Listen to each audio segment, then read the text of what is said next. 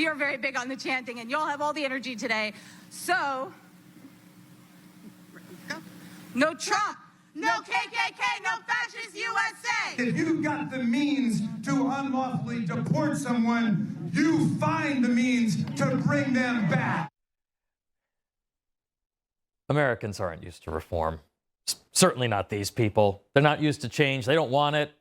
You know, innovation in our technology, our economy, and even in our government were all once hallmarks of American exceptionalism.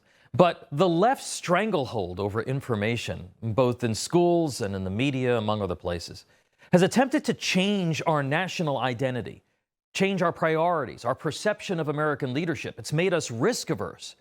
It's made us forget who we are. It's made us more dependent on government programming, more dependent on foreign economies, more reticent to utilize our leverage, and less likely to lead on a global scale against threats.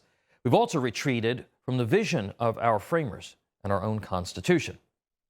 Enter this guy, Donald Trump, and what I call his realignment presidency. And make no mistake, the left, the press, and even Wall Street want him to fail. There is a lot of concern and fear, levels that we've rarely seen. Donald Trump's tariffs, it comes as the president's trade policies continue to rattle the markets. This could be the end of American exceptionalism. When all these countries are watching this disaster play out and we're insulting them, they could take their toys, they could take their money and say, I'm not investing in your stocks, I'm not investing in your bonds, I'm done with you, America. The end. Really? But realignment is exactly what is necessary for America to maintain its global leadership position economically, militarily, and morally. Trump is realigning our domestic priorities toward reducing the size, scope, and cost of government. He's making substantial reductions in the size of the federal workforce, rooting out waste, fraud, and abuse. DOJ has already discovered some $150 billion in savings to the taxpayers of this country. Trump is driving a program of reform for agencies and reducing federal regulations. You know, in his first term, he cut more than 2,000 pages from the Federal Register, a feat that he hopes to not only meet but exceed this time around. His efforts thus far have been far more successful than Reagan's Grace Commission, Clinton's so-called reinventing government effort of the 1990s, and others. His education reform efforts, as well as possible reforms for FEMA and other agencies, is realigning us back toward federalism and empowering states again. Even on the third rail of realignment strategy, Medicaid, Trump has opportunities. Does anybody really think there's no fraud, waste, and abuse? Some experts believe you could save hundreds of billions of dollars by reforms that will actually shore up the system and not decrease coverage. Trump is realigning our foreign policy back toward an emphasis on peace through strength and promoting core freedoms. He's demonstrated that he'll use military force against terrorists. He's backing Israel, and he's also challenging our Western allies to again embrace the principles that made our alliance stronger. As we discussed here before, he's realigning our policy away from lead from behind or a Eurocentric approach to strategy back toward American assertiveness and American values. Trump is also realigning our global economy to recapture what America has lost over the last several decades of unfair trade agreements that have been a boon to communist China's fortunes at the expense of America's middle class.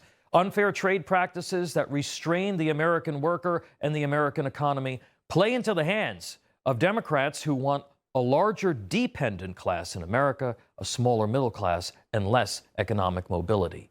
Reshoring manufacturing to any degree is going to make us less dependent on our greatest strategic adversary. Now, while Wall Street and the American left see no problem with 40% of our electronic components, for instance, being made in a communist country where slave labor, sweatshops, human rights violations, and medieval-style brutality are staples of life, Trump's efforts to marginalize China will help further highlight the hypocrisy of Western gluttony and greed. In this country, we ended child labor and we improved wages and conditions. We did that because protecting human life was at one time our collective moral obligation. Since the world tilted toward the moral relativist left, that no longer mattered, not only here with the senseless murder of the innocent, but by capitulating to materialism in the extreme, the impact on human life be damned. Will this global economic realignment work? Well, maybe it's too early to say, but in a week, 75 nations are now willing to hit a reset with the United States. And that means some progress, to be sure. None of it would be possible without Trump making it a priority. Of course, finally, Trump is realigning our fidelity to the existence and the protection of America's sovereignty by showing the world that we will not allow ourselves to be invaded.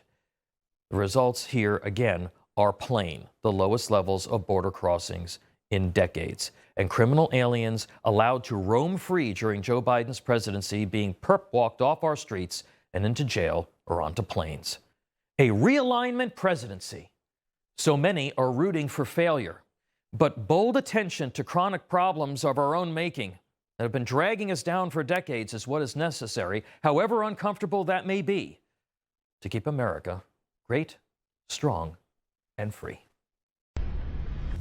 Information. Truth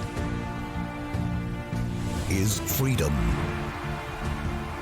Is Newsmax.